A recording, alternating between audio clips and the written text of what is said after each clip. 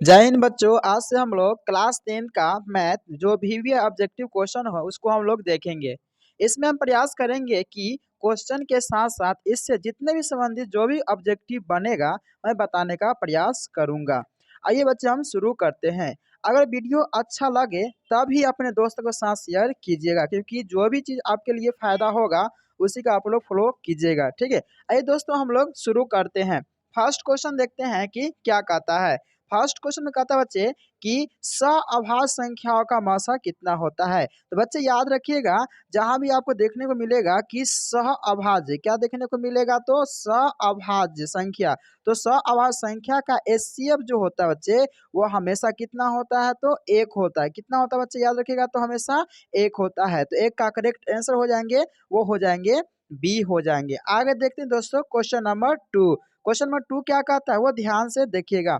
कहता है कि यदि दो संख्याओं का गुणनफल है ना, दो संख्याओं का गुणनफल कितना है, 2166 है, तो उनका मौसा 19 है, तो उनका लौसा क्या होगा। सबसे पहले हम इसमें देखते हैं कि फार्मूला क्या होता है। तो फार्मूला होता है बच्चे याद रखिएगा, ए गुने बी, यानी कि पहली संख्या गुने दूसरी संख्या बराबर होता है एलसीएम। क्या होता है बच्चे याद रखिएगा, तो एलसीएम गुने होता है एचसीएफ होता है। ठीक है, यहाँ पर देखिए दोनों संख्याओं का गुणनफल कितना दिया गया, तो 2166 दिया गया है, और एलसीएम कितना दिया गया, नहीं दिया गया। तो एलसीएम यहाँ पर क्या करेंगे, तो हम लिख देंगे। और एचसीएफ कितना दिया गया है, एचसीएफ दिया गया है बच्चे यहाँ पर 19 दिया गया है। ठीक है, तो अगर एलसीएम हमको निकालना होगा तो इधर क्या होगा, बटे में आ जाएगा, कितना आ जाएगा, तो 19 आ जाएगा बटे में, इधर बच जाएगा एलसीएम बच जाएगा। जब बच्चे इसको क्या करेंगे हम लोग, जब इसको काटेंगे तो कितना मरतबे कट जाएगा, याद रखिएगा 100 है ना, 44 मरतबे क्या होंगे, तो ये कट जाएंगे है ना। तो इसका करेक्ट आंसर क्या होंगे, तो याद रखिए बच्चे सी हो जाएंगे। क्या हो जाएंगे, तो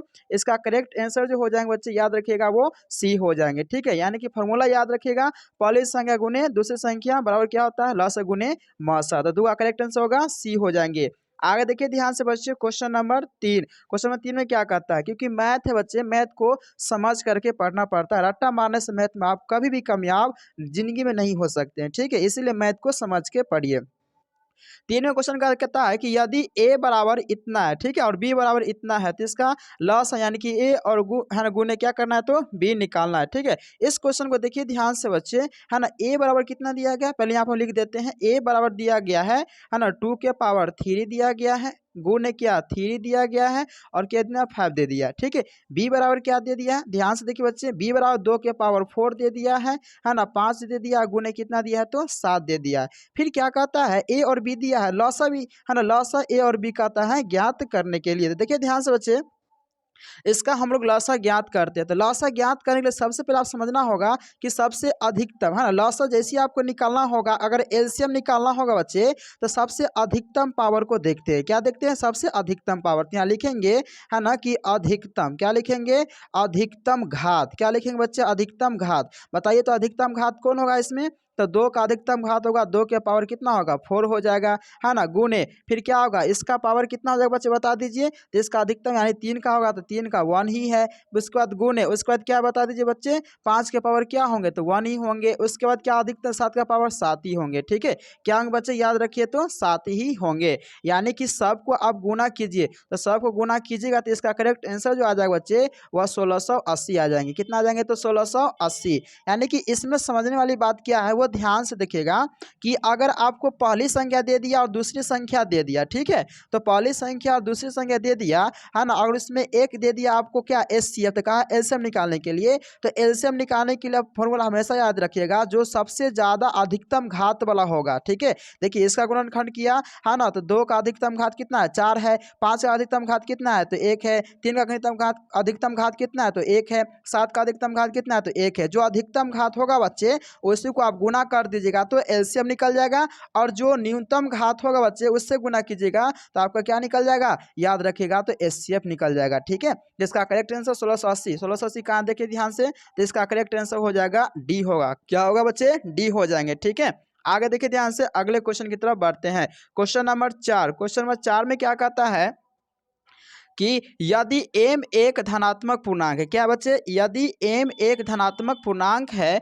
तो धनात्मक विषम पूर्णांक का रूप होगा, यानी कि धनात्मक विषम पूर्णांक का रूप कहता है। तो यहाँ पर याद रखिएगा धनात्मक विषम पूर्णांक का रूप जो होगा वह हो जाएंगे a होंगे, यानी कि है ना 4m प्लस क्या होंगे तो 2 होंगे, ठीक है। क्योंकि यह देखिए 4m प्लस 2 ये धनात्मक विषम पूर्णांक होंगे, जबकि ये सम में आ जाएंगे, ये भी सम में आ जाएंगे, ठीक है। तो इसका करेक्ट आंसर हो जाएंगे 4 के ए। आगे देखिए ध्यान से क्वेश्चन नंबर 5। क्वेश्चन नंबर 5 में क्या कहता है वो ध्यान से देखिएगा बच्चे।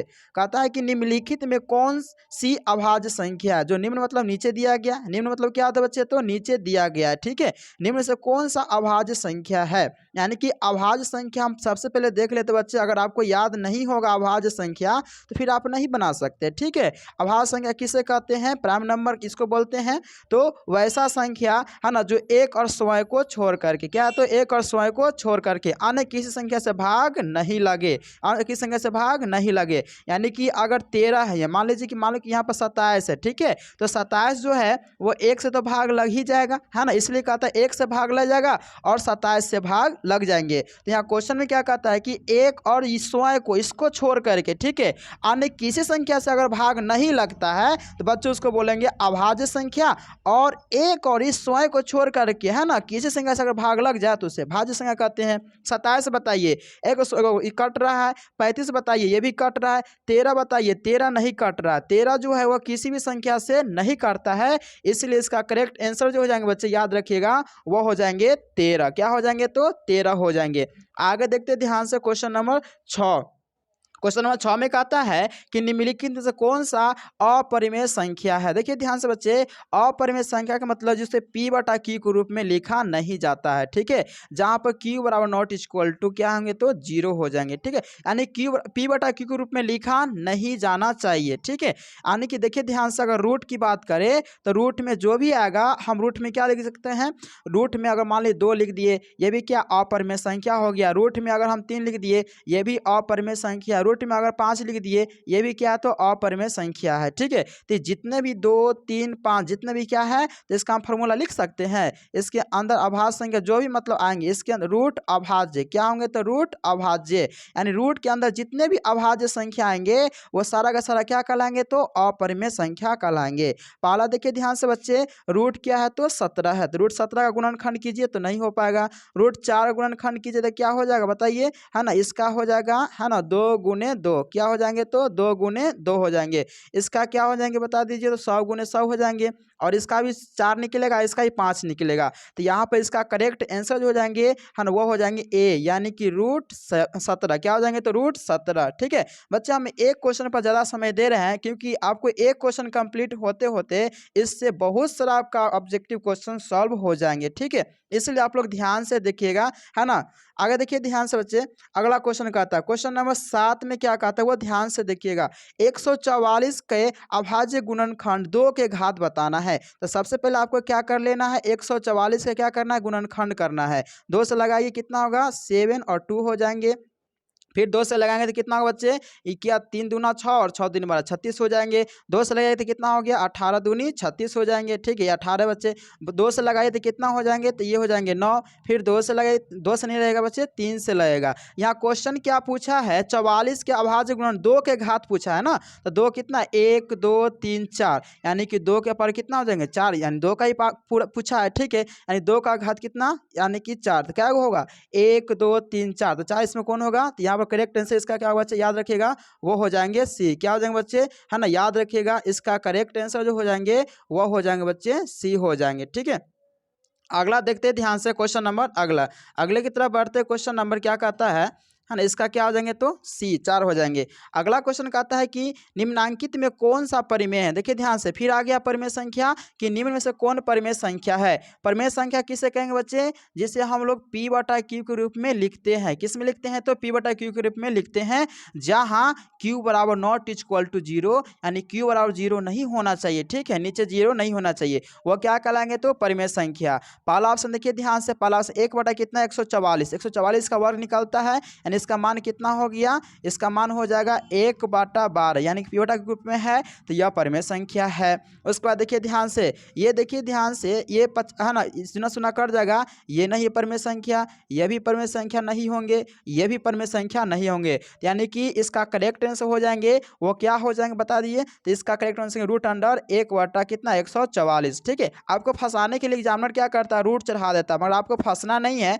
रूट के अंदर से आपको निकाल लेना है, उसका गुणनखंड करके पूरा पूरा निकल गया तो समझ जाइए कौन संख्या होगा, परिमेय संख्या, और पूरा पूरा रूट में से नहीं निकला समझ जाइए क्या होंगे, तो वो अपरिमेय संख्या। तो 8 का करेक्ट आंसर हो जाएंगे ए हो जाएंगे। आगे देखिए ध्यान से क्वेश्चन नंबर 9, क्वेश्चन नंबर 9 में क्या कहते हैं बच्चे कि निम्नलिखित में से कौन सा अभाज्य संख्या है, निम्नलिखित में कौन अभाज्य संख्या है। देखिए ध्यान से, भाज्य और अभाज्य तुरंत पर बताएं। ठीक है, तो इसका करेक्ट आंसर जो होंगे बच्चे याद रखिएगा, इसका करेक्ट आंसर जो हो जाएंगे वो हो जाएंगे सी। क्या हो जाएंगे, तो सी हो जाएंगे। ठीक है, भाज्य संख्या और अभाज्य संख्या होते हैं जो एक और स्वयं को छोड़कर किसी संख्या से भाग नहीं लगते हैं। ठीक है, तो ये देखिए ध्यान से, ये तो भाग लग जाते हैं, ये भी भाग लग जाते हैं और ये भी भाग लग जाते हैं, मगर 41 जो है वह किसी भी संख्या से भाग नहीं लगता है, किसी भी संख्या से भाग नहीं करता है ना, नहीं लगता है, इसी को बोलेंगे हम लोग अभाज्य। तो 9 का क्या आंसर होगा, तो सी हो जाएंगे।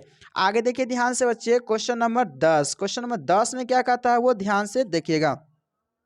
क्वेश्चन नंबर 10 में कहता है कि निम्नलिखित में किसका दशमलव प्रसार शांत है। अब बच्चे सबसे पहले समझते हैं कि शांत और अशांत को हम लोग पहचानेंगे कैसे। ठीक है, अभी समझते हैं ना, ये बात को समझते हैं कि P/Q होता है। ठीक है, ऊपर वालों को क्या बोलेंगे, तो ऊपर वालों को बोलेंगे बच्चे अंश, क्या बोलेंगे अंश, और नीचे वालों को क्या बोलेंगे, तो हम लोग हर बोलेंगे। ठीक है, अब देखिए ध्यान से, यहाँ पर कोई एक एग्जाम्पल लेता हूँ, यानी कि मान लो कि हम 5 कुछ ले लिए, हम 10 ले लिए। ठीक है, तो ये आपका अंश हो गया, ये क्या हो गया, तो हर हो गया। आपको कुछ नहीं करना, अगर शांत और अशांत को पहचानना है तो आप नीचे वाले को जो भी होगा उसका आप गुणनखंड कीजिए। क्या कीजिएगा, गुणनखंड। अब देखिए ध्यान से, हम 10 का गुणनखंड करते हैं तो 2 से लगाएंगे कितना हो गया, 5 आ गया, यानी कि इसको हम लिख सकते हैं 5 बटा, है ना, 2 गुने कितना, तो 5, यानी कि 2 और 5 के रूप में है, 2 और 5 के रूप में है तो हम लिखेंगे अशांत होगा, और 2 और 5 के रूप में नहीं होगा तो उसको हम अशांत कहेंगे। इसका फॉर्मूला क्या होगा बच्चे, याद रखिएगा, है ना, 2 के पावर क्या, तो n गुने, है ना, 5 के पावर क्या होगा, तो m। अगर इस रूप का है अंश, सॉरी हर, अगर इस रूप का हर है तो हम समझेंगे क्या होगा, वो होगा शांत। क्या होंगे, तो वो होगा शांत, और इस रूप का नहीं है तो हम बोलेंगे अशांत। समझ में आ गया बच्चे। अब देखिए ध्यान से, हम क्वेश्चन के चलते, देखिए ध्यान से, ऑब्जेक्ट, है ना, ऑप्शन में क्या दिया गया है, 23/50 है। ठीक है, उसका 39/243 है, 25/400 है, और 13/625 है। आप इसको गुणनखंड कीजिएगा ना बच्चे तो 2 और 5 के रूप में आ जाएगा, है ना। इसको गुणनखंड कीजिए, इसको 243 को नहीं आएगा, है ना। उसके बाद देखिए इसको कीजिएगा तो 2 और 5 के रूप में आएगा, इसको भी कीजिएगा तो 2 और 5 के रूप में आएगा। और यह क्वेश्चन पूछा अशांत, तो इसलिए इसका करेक्ट आंसर हो जाएंगे बी, यानी कि इसका 39/243 जो अशांत है। आगे देखिए ध्यान से बच्चे, अगला क्वेश्चन 11 नंबर में क्या कहता है, ध्यान से देखिएगा। एक एक क्वेश्चन आपके लिए बहुत ही इंपॉर्टेंट है, और एक क्वेश्चन से हम आप लोग को बहुत सारा क्वेश्चन यहाँ पर याद करवा रहा हूँ। आगे की ध्यान से, एक अशून्य परिमेय और अपरिमेय संख्या का गुणनफल क्या होता है, इसको हमेशा याद रखिएगा बच्चे। ठीक है, यानी क्वेश्चन क्या बोला है वो ध्यान से देखिएगा कि एक अशून्य परिमेय और अपरिमेय संख्याओं का गुणनफल होता है। हमेशा परिमेय होता है, नहीं हमेशा परिमेय नहीं होता है, ये गलत हो गया। उसके बाद हमेशा अपरिमेय, हाँ इसका करेक्ट आंसर यही होंगे बच्चे, याद रखिएगा। एक अशून्य जो परिमेय और अपरिमेय संख्या का गुणनफल जो होगा हमेशा अपरिमेय संख्या ही होंगे। तो 11 का करेक्ट आंसर क्या हो जाएंगे, तो बी हो जाएंगे। अगर देखिए ध्यान से, 45 और 40 का मासक आता है ज्ञात करने के लिए। अब इसको देखो ध्यान से बच्चे कि मासा हम किस तरीके से ज्ञात करते हैं और लासा किस तरीके से हम लोग निकालते हैं। सबसे पहले आपको क्या करना होगा, 45 का यहाँ पर आपको गुणनखंड करना होगा। आप तुक्का मत मारिए, ठीक है, सीखिए। 2 से लगा, 2 से नहीं 3 से लगेगा बच्चे, तो यहाँ क्या होगा 1 होगा, और 3 5 15 हो जाएंगे। फिर कितना से लगेगा, 3 से लगेगा तो कितना हो गया 5 हो गया। ठीक है, उसी पास किसका करेंगे बच्चे, तो हम 60 का करते हैं, है ना। 2 से लगाएंगे तो कितना होगा 30, फिर 2 से लगाएंगे तो कितना होगा, तो 15, फिर 3 से लगाइए तो कितना हो गया 5 हो गया। ठीक है, अब यहाँ पर देखिए बच्चे हम लोग 45 को क्या लिखे हैं, 45 को लिखे हैं 3 गुने 5, अर्थात इसको हम क्या लिख सकते हैं, ये 3 के 2 को 3 है तो 3 का स्क्वायर कर सकते हैं और 5 के पावर 1 कर सकते हैं। ठीक है, उसके बाद क्या बच्चे तो 60 है, 60 बताइए क्या होगा तो 2 गुने 3 गुने 5, यानी अर्थात हम कह सकते हैं 2 के पावर कितना होगा तो 2 हो जाएंगे और 3 के पावर 1 हो जाएंगे, 5 के पावर 1 हो जाएंगे।